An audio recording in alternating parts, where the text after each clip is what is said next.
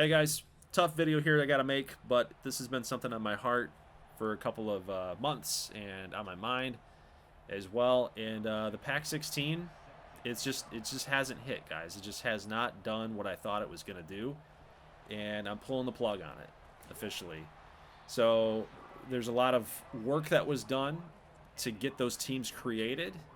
Took about a month to get those teams done and into Teambuilder for you guys to download, for us to get a series done on it. And I feel like that was kind of a wasted opportunity right then and there. You know, College Football 25 came out swinging, came out hard. You got to be one of those early creators, and I just wasn't. So I spent a lot of time with my brother creating those teams. Then once we got those teams into an online dynasty, we figured out that you can't play each other on the same console. So you'd have to do it from another PlayStation 5 console, which my brother was not going to buy. He was not going to buy an entirely new console just for this series. So with him bowing out and him getting another job and all this, like, he just got super busy. He couldn't commit the time. You know, that was part of the allure for this series, was having me and him kind of coming back and doing the dual commentary for college football content. And when that didn't happen, I was like, you know what? Rather than just watching one team builder team, why don't we just bring in my most trusted community members, Keneal, Dalton, Tom, Teaspoon? Why don't I just bring in those guys?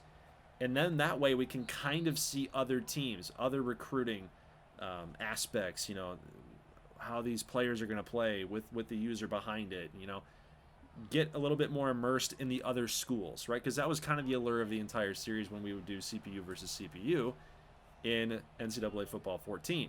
Big 12 Dynasty, American Dynasty, we got to see the other teams. We got to follow along with their journey, right? Their story.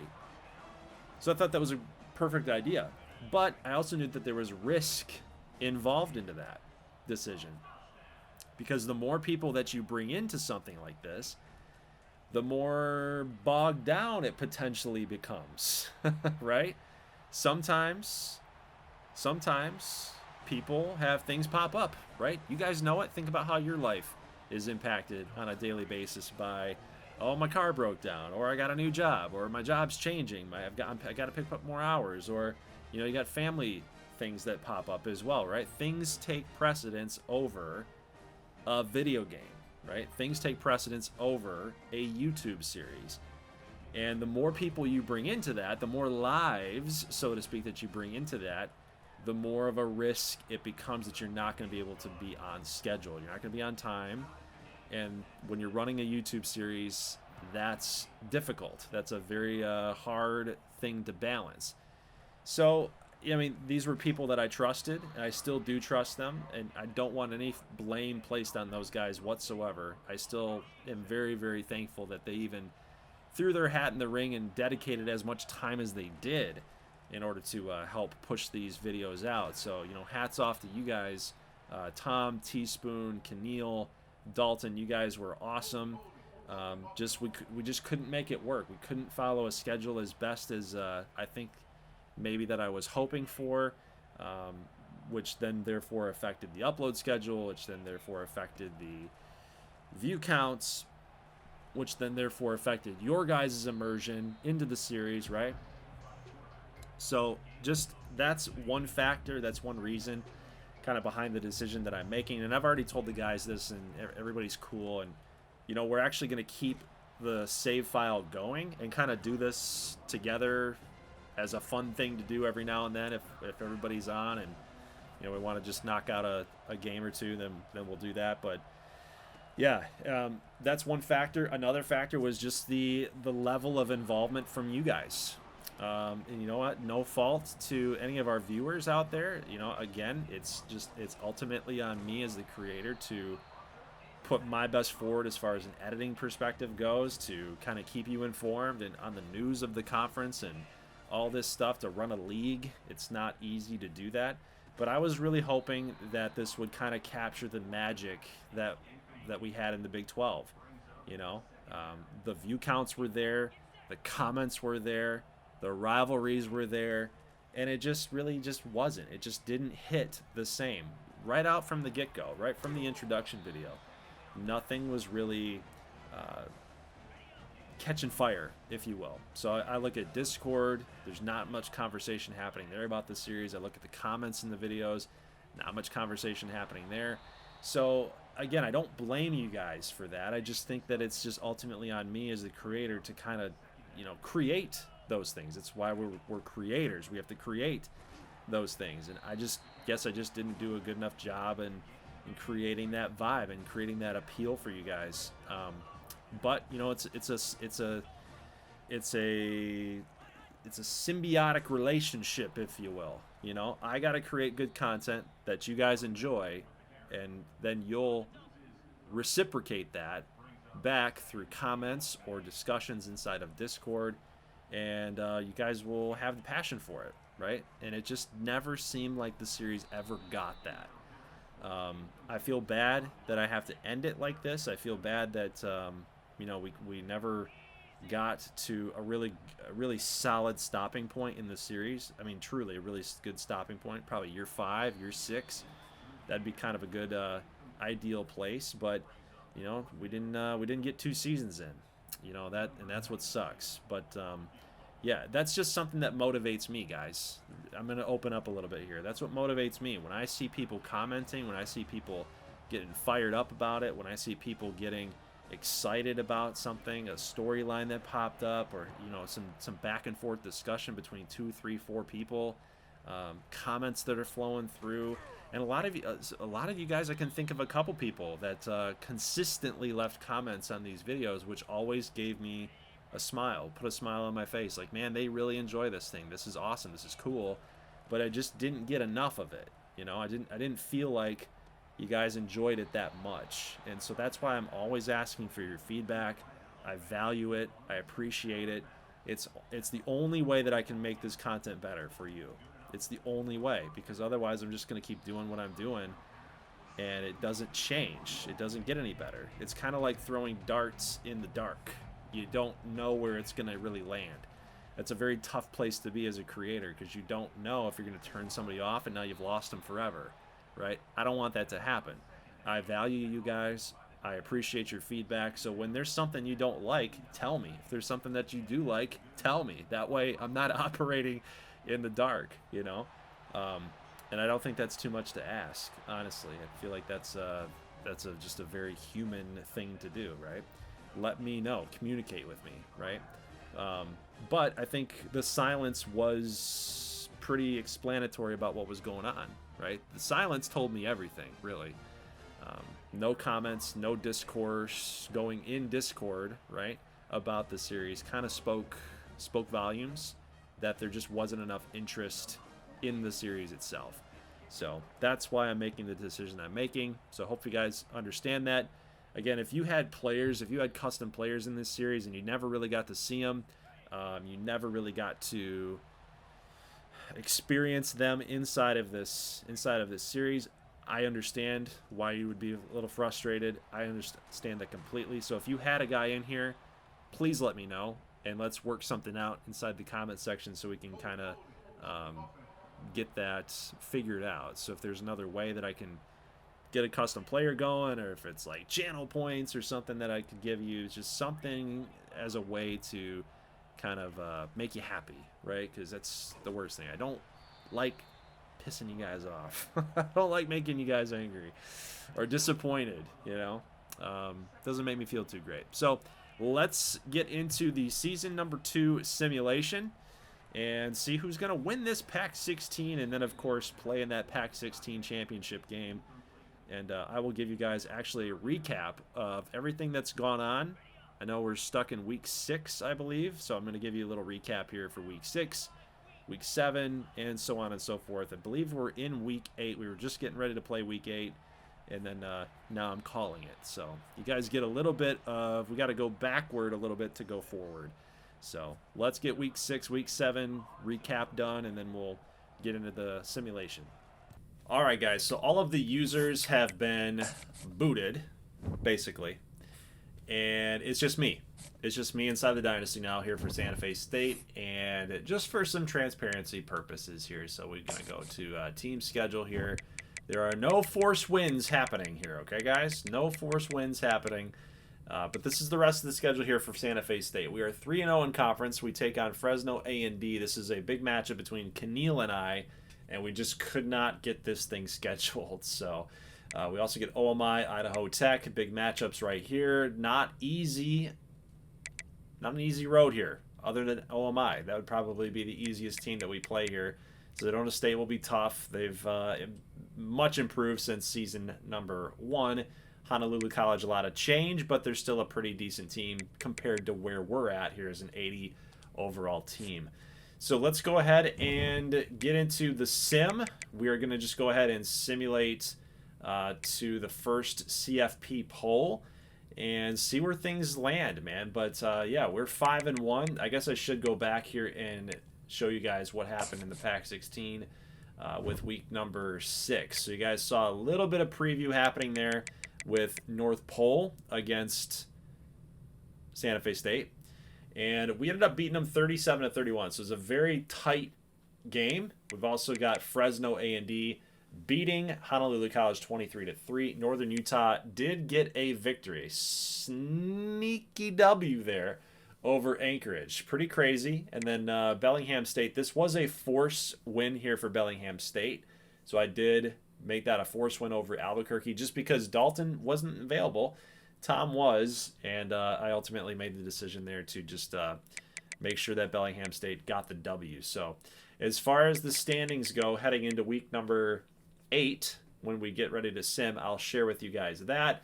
This, by the way, for 6 times played, that was simply because the uniforms were glitching out and I couldn't connect for whatever. It kept kicking me.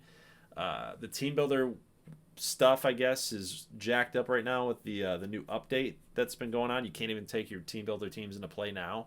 So I don't know, just something weird was happening with our save file. So I thought that we lost it with all the TeamBuilder stuff happening. So I felt weird about that. But either way, we got the game in. We got a victory there. Anchorage losing 51-38. And then, of course, usered up. Multnomah and Fresno A&D did go to double overtime. So Keneal did tell me about that game. But unfortunately, again, guys, I have the footage. I just make the decision to end it. Bellingham State gets a victory there by 14 over Colorado A&T. And Albuquerque, of course, not usered. But this game was simulated. And Sedona State, unfortunately, gets a loss there, 34-31. So as we head into week number 8, your standings are as follows. If we can get over here to PAC-16. 3-0 in conference, Fresno A&D. 3-0 for Santa Fe State. That will change. Someone's going to be undefeated here after this game. Someone's going to have 1 loss. Bellingham State, 1 loss. Colorado A&T, 1 loss. Albuquerque with 1 loss. OMI, Vegas State, LA Metro, Northern Utah, all with 1 loss. So a lot could still happen here because now you got Honolulu there with 2. You got Idaho Tech, Sedona, UMR with 2. They're still alive. They're still in this thing, but they got to rattle off some victories here. They got to hope for some of these guys with 1 losses to fall, right? So there's just still a lot of crazy stuff that could potentially happen here. So that's what we're going to do. We're going to go to this first CFP poll and see how it all pans out. One other thing here to mention, by the way. Have you ever seen this happen? Gregory Bryan is 3rd in the Heisman Trophy vote. As a sophomore, left end, okay? It's crazy. It's crazy. They love the amount of sacks that this guy's getting, the amount of TFLs this guy's getting. So, man, we had a Heisman run. We could have won this thing. Gameplay, you get a lot of TFLs, you get a lot of sacks. But I think he's going to lose out with the sim just because I just don't think he's going to get the numbers in order to win the Heisman. But it was a Heisman caliber season. Unfortunately, just ended too soon. By the way, so I will end up having to go here to user settings just to make sure that the recruiting, actually, that'll be league settings, guys. League settings. Just make sure the recruiting is turned on to auto. Yes, auto recruiting. Because I do want to make sure that if I just decide, I haven't made the decision yet, if I want to go into like a season 3 sim, season 4 sim, that way we can kind of paint the picture a little bit for this series ending video, then that way we get a couple more seasons in versus just 1, right? Because we actually did hit the recruiting trail pretty hard. We got some good players, and I'd love to see those guys still in action. But All right, let's go to the first CFP poll, and let's see how things shake out. So this is a time for excitement, a time for some nervousness a little bit. I hope that Santa Fe State finds a way. So we ended up losing to Fresno A&D. I wonder how bad that it was. Ugh. Oh, no! We lost. Oh, my. Oh, God. We blew it. We absolutely blew it. Fresno's 4-0. Yeah, this isn't looking good for Santa Fe State. Not at all. What about Heisman Watch? Is Brian out of the picture now? Yeah, he was only in there for a couple of weeks, but go figure that. All right, let's keep on simming here. Let's go to sim to week 15, and then we'll get a better idea of what's going on in our conference here. The good thing about College Football 25, it sims pretty darn quick compared to NCAA 14, right? Even NCAA 06, like I was just streaming that, about a week ago, 2 weeks ago. Takes forever. So we finish 5-4 right now through week 15. We're 3-3 in conference play. So what happened here? Why are we 5-4? That's only 9 games. What happened here? Oh my God! Look at the losses piling up, guys. 5-7 is what we ended up with. We did not make a bowl game. Wow. So it just goes to show you that Santa Fe State, they needed me, guys. They needed me. 49-7 blowout against Multnomah. Tough loss there to Sedona State, and then Honolulu College beating us up 52-30. 52-23, sorry. Crazy, crazy, crazy. 5-7 total. 3-6 in conference. That's not good, obviously. Let's take a look at the conference standings. What happened here? Bellingham State, Idaho Tech. That will be your PAC-16 championship game. Idaho Tech won 6 in a row. I was telling you guys, if they can somehow get on a run, right, and have some help along the way. Did we finish in last? It was pretty darn close. 1 more game, 1 more loss, we would have been in last place there. We lost 6 games in a row. Wow. Wow. Well, there's your final standings here for Season 2. Our offense for Santa Fe State, 316. That was one of the worst. So Northern Utah, 314. You had OMI with 298. North Pole and Santa Fe State. So our offense really struggled. And our defense, wow, gave up the most points, didn't we? Yep. So offense struggled. Defense gave up a bunch of points. Yeah. So we sucked. But there's your championship matchup right there, guys. Idaho Tech and Bellingham State. So congratulations to Tom. And for Teaspoon, he went with Northern Utah when he had originally, when we first started the series, he wanted Idaho Tech because his quarterback, Nuke Lear, was out there as a freshman. So, yeah, so we're going to have to take a look and see who's going to win that matchup here. So let's just keep on advancing. And, of course, whoever wins this game is likely to go to the playoff. And, again, with the recruiting, I'll give you guys a little reveal here to see kind of what has happened with our recruits. Santa Fe State specific. Let's get past this conference championship and see who is advancing into... Oh, my God. Oh, this is Heisman. Okay, so I thought that was for, like, Gregory Bryan. But Miller Moss went crazy. 40 touchdowns, 2 picks. Are you kidding me? That's nuts. Gregory Bryan, Best Defensive Player of the Year award winner. 14 sacks, 37 tackles. 28 of those were tackles for losses. That's nuts. Congratulations. Best Defensive End award winner. No doubt in my mind, he deserved that for sure. And the Lombardi, best lineman, right? I get confused by that stuff, guys, to be honest with you. Okay. What do we got here? Scores and sketch. Championships. What do we got? Bellingham State. 44-60. Dude, I told you guys. They were the dark horse going into Season 2. Dark horse team. I'm happy to see that it actually worked out in sim, though, too. 33 rushes, 90 yards. Keltson, 218, 4 touchdowns, 50%. Malik Hayes, 21 for 66. Hillis Pickles had 2 touchdowns. Bob Tracer, 5 for 65. Man, just, hey. Keltson, you know, as much maligned as he was with Tom, you know, he was against him a lot of the way there, but he was a winner at the end of the day. Lonergan, just a young guy, man, 53%, 2 sacks, 2 picks. That's probably what cost him this game. Morgan Fisher, and I'd never heard of this guy, but, you know, apparently they use him a lot. Dominic Lucas, guy on your fantasy teams. A lot of people chose him for many weeks, but 4 catches for 113 and a touchdown.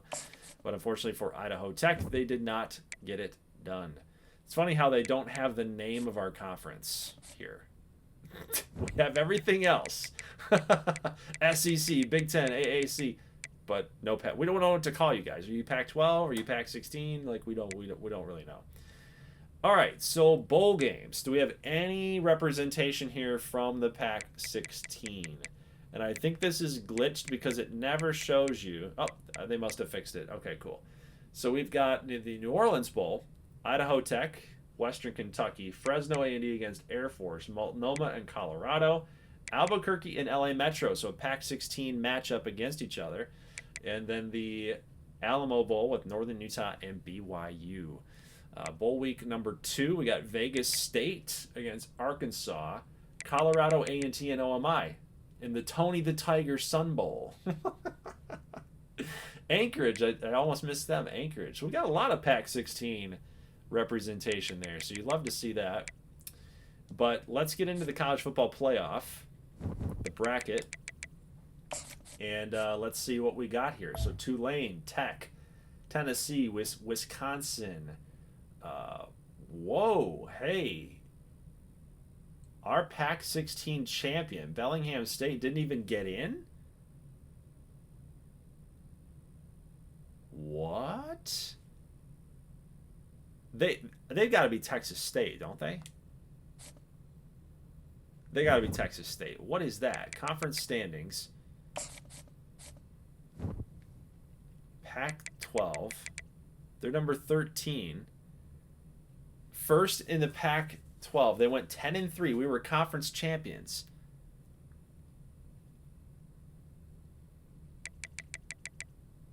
Where's Texas State?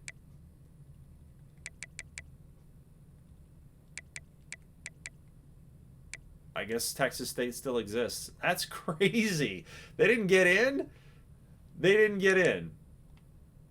What bowl game are they in?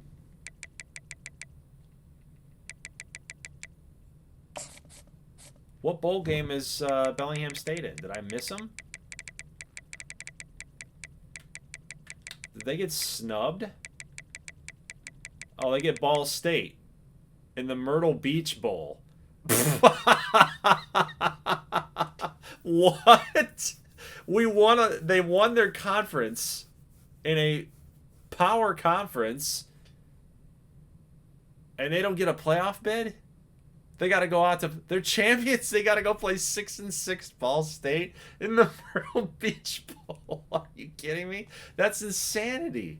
That's absolutely insanity. Hold on a second here. What is going on? Let's think about this. So Tulane, Texas Tech. So we got Big 12, Iowa State. We got 2 people in the Big 12 right now. Texas Tech, Iowa State. You got SEC representation there with Tennessee and Texas. Oregon. So that'd be Big 10. Big 10. USC gets the 1. Kansas State, Texas. Okay, I guess they just didn't have a place to put them. You had the ACC champ. You had USC's the Big 10 champ.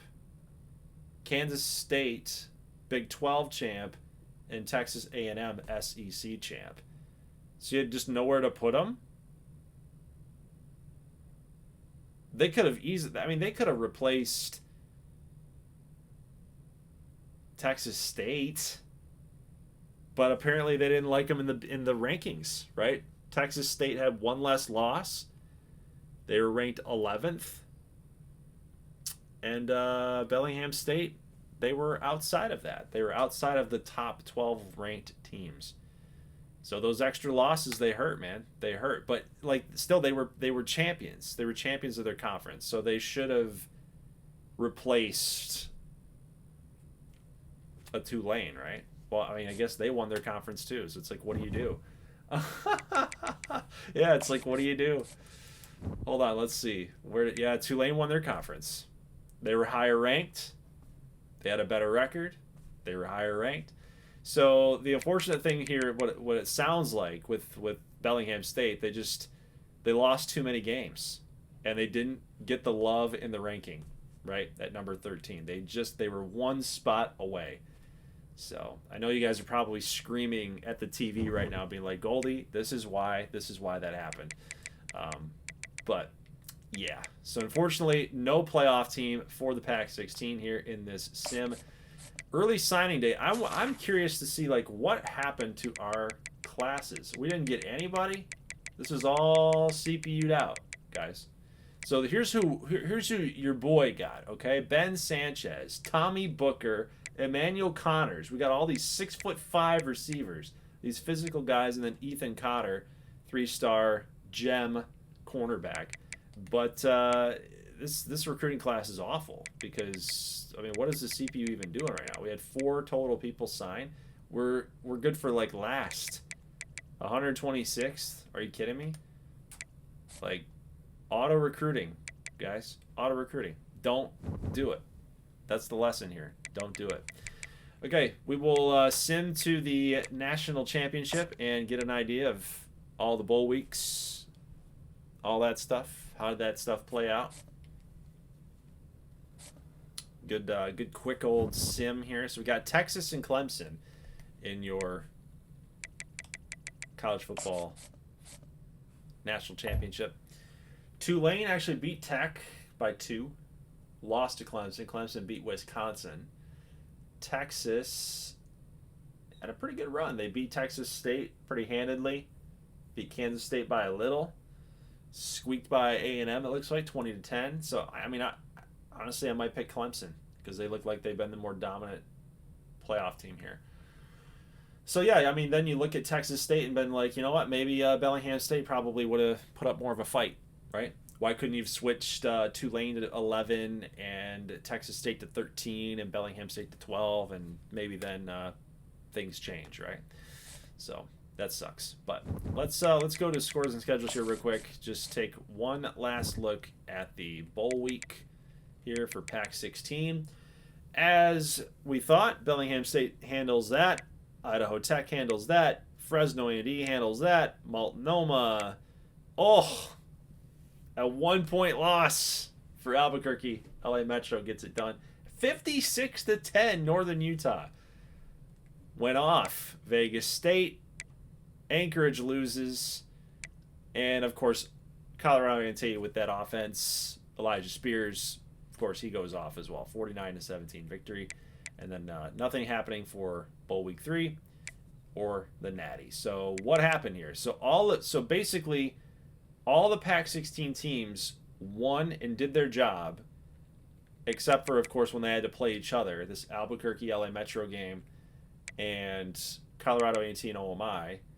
So Albuquerque and OMI lost against other PAC-16 teams, but Anchorage was the lone team to not do their job out of conference in an 8-point loss against NC State. But, I mean, overall, good bowl season from the PAC-16 conference. So you love to see that. Award winners. Got to look at that. See if there's anybody from the PAC-16 listed in here. So player of the year, Cruz McAllister. We'll take a look at the stats, but just to kind of get an idea of how everybody did. Let's see. Anybody here? We got Mark Cunningham, head coach. Alan McBride, coach of the year candidates. We got Elijah Spears, best quarterback. He was up for an award. Best defensive player. We knew that one. Gregory Bryan. Again, we'll look at stats later. Giovanni Jones.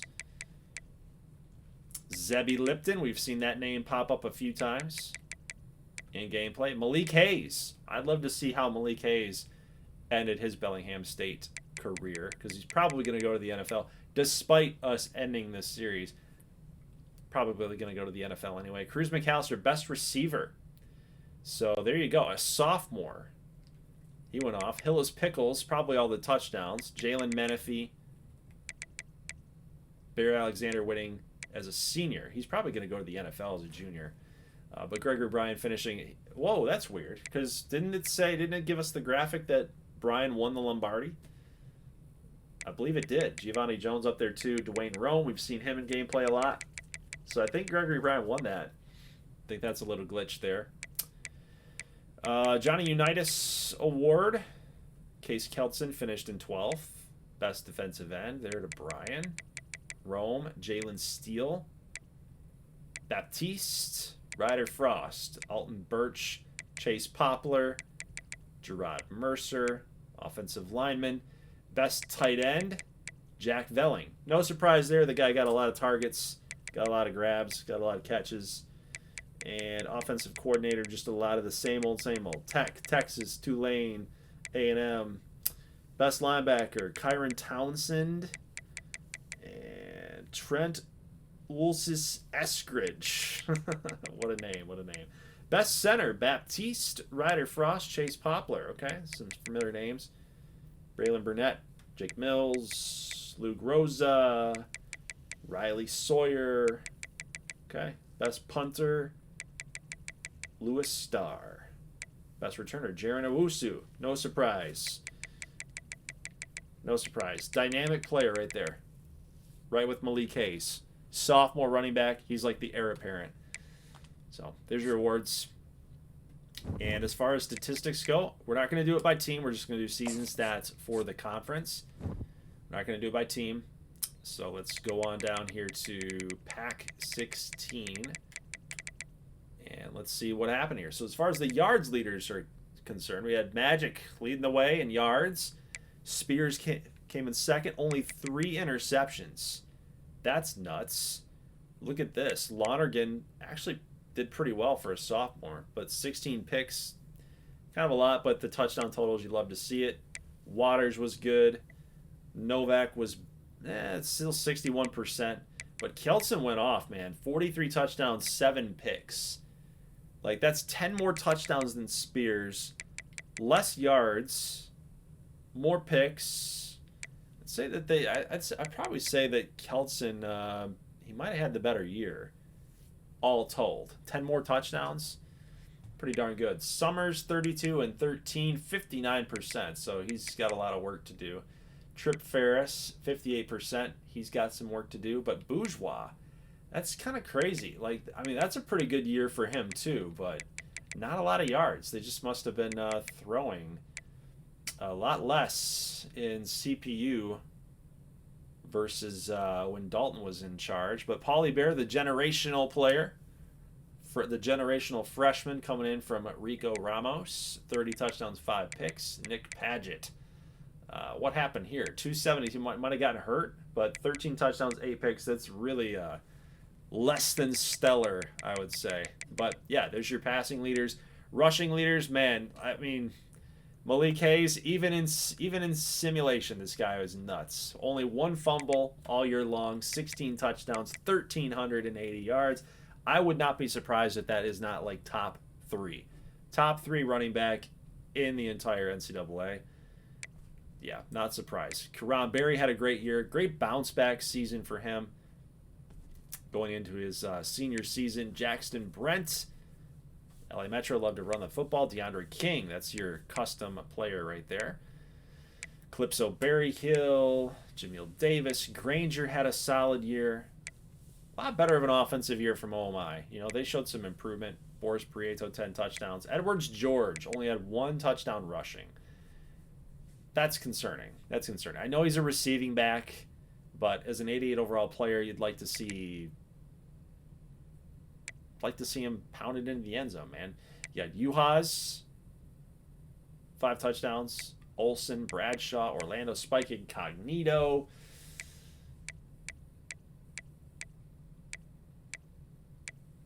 And your first couple quarterbacks popping up here. Cutler, 417 in yards. Paget, Waters, Sparks, Hendricks, Bear, Castor, Spears. Yeah, they're starting to get into running backs. Anybody like less than 300 yards, I'm not even concerned about.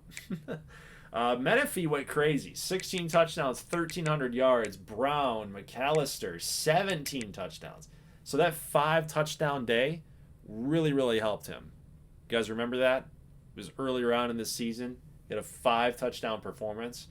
That's definitely helping him out. Pitbull had a great year. Daquan Sash, Lucas, Hardy, Pickles, Billico. Man, that offense there for Fresno A&D just kind of killed it. Ryan Marks, as a freshman redshirt, 84 receptions. I think that's the high. Yeah, man, he's a little slot guy, a lot of speed there, deep threat. 5'5", 160. So Ryan Marks, player to watch out for here. Even though we're ending the series, a player that we're watching out for. If we were to continue it. But, 11 touchdowns for a deep threat little 5'5" guy. So that's crazy. But Speedy Lloyd, 16 touchdowns. Terrence Gordon continued to have a really good year as a senior. That's just what was really surprising to me about that. 79 overall player. He went crazy. Vero Jr., Aomanor from Stanford, the transfer. Vitolo, Gunnar Tate, Ethan Daniels. So a lot of really good receivers. Calico didn't do too much, only 46 catches, but it kind of just rounds it out for you guys. DK Horn, Cervantes Corsair, Danny Northrup, so sophomores, Bob Tracer, just really kind of highlighting the custom guys. JD Weeks, wow, 38 catches, 10 of which were touchdowns, but it's just we kind of knew that Josh Summers coming in as a sophomore, replacing Wes Ricketts was going to be an issue, but I mean, it turned out to be, right? It turned out to be. But there's your leader, man. Ryan Marks, leader in receptions. Kind of like I thought. I had not seen the list, but 84 grabs. It's a lot. It's definitely a lot. Defensively speaking, we're just going to look at tackles, TFLs, the big stuff there. But Andre Thunder, custom player right there on defense. A lot of these custom guys in defense. If you ever see a sophomore, then there's another one there. Justin Houston III. A lot of tackles between these guys, but a lot of upperclassmen. We're not seeing a lot of the...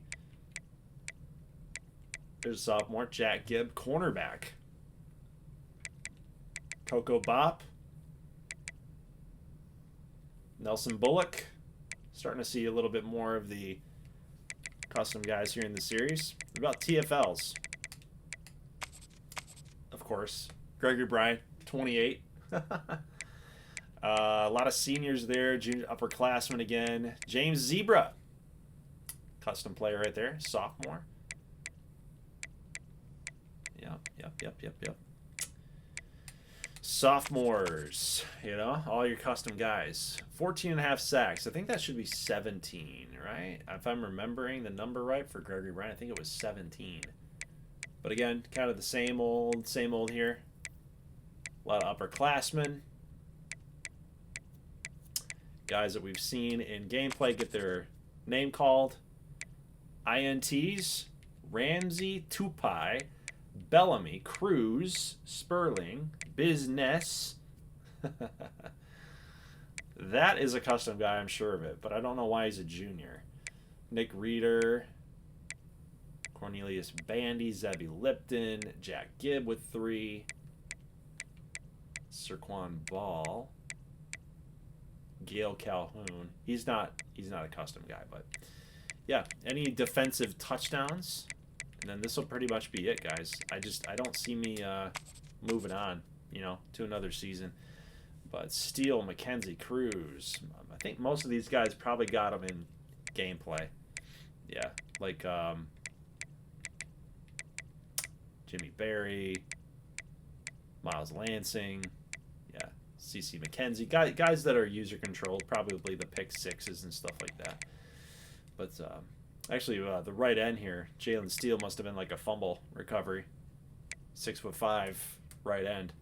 But all right, guys. Well, like I said, man, we might as well just see who won the Natty, right? Just to kind of give it a good send-off. What is this? Oh, Manu Alonso, Albuquerque. Lost a recruit, looks like. So Texas, I picked Clemson. Texas went on this miracle run, man. Final in overtime, 41-38. Coach LeVar Ogden leads the Longhorns to the victory. All right, guys. Again, I thank you so much for all of your support and your following of this series. Like I said, unfortunately, it's just one of those deals where just could not find the time between all 5 of us to continue to commit to this and get it posted on a regular basis. I think that's kind of the biggest flaw when you're getting more and more people involved, and especially like when you're running a YouTube series, you got to be consistent or else you're going to lose people, and I think that's what was happening with this series. Unfortunately, some of these big ideas sometimes don't ever work out, and you just have to know when to pull the plug on some things. And as much as it hurts with all of the effort that was made, to put into creating all of these schools, you can still download them, of course, if you're interested in, they're not named appropriately, right? You're not going to have Magic Hendricks on your roster. You're not going to have Fernando Bourgeois as your quarterback, but at least their faces, their height, their weight, their attributes are all the same. So if you want to rename them, you can, but, all these teams are still out here for download if you'd like to do that. And recreate your own PAC-16, you can definitely do that.